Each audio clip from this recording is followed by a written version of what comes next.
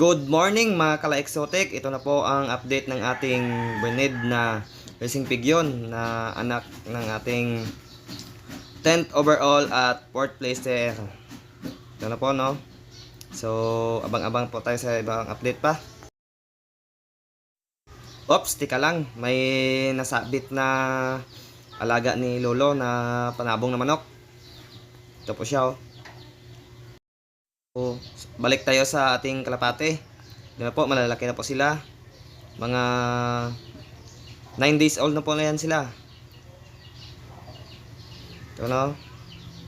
Malalaki na. Ito po yung ating 10th overall at ang ating 4th placer sa karera na na-acquire natin sa ating tropa. Ayan.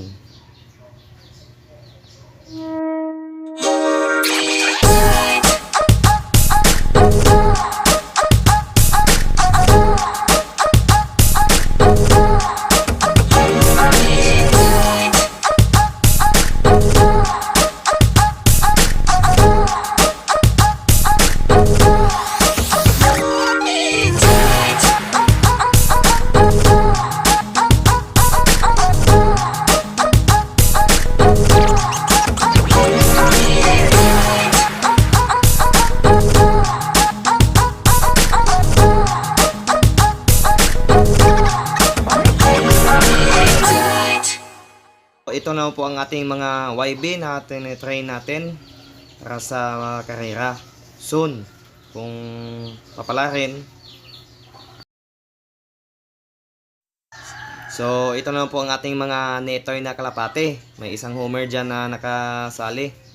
Mga pangyaya na natin soon. Kaya nag-aalaga ako kasi sabi nga ng iba magaling daw magyaya yung mga netoy. Kaya kumuha ako ng netoy at kinip, pangyaya lang. Yan ang purpose.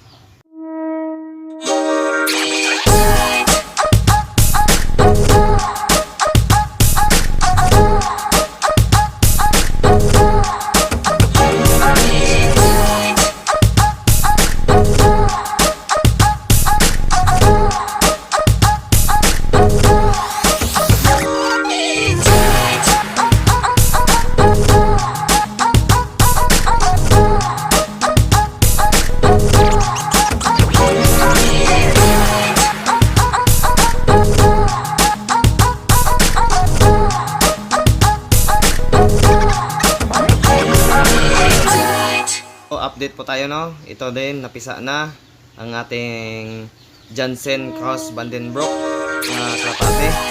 Yan lang po muna sa ngayon at salamat sa mga nanonood at thanks for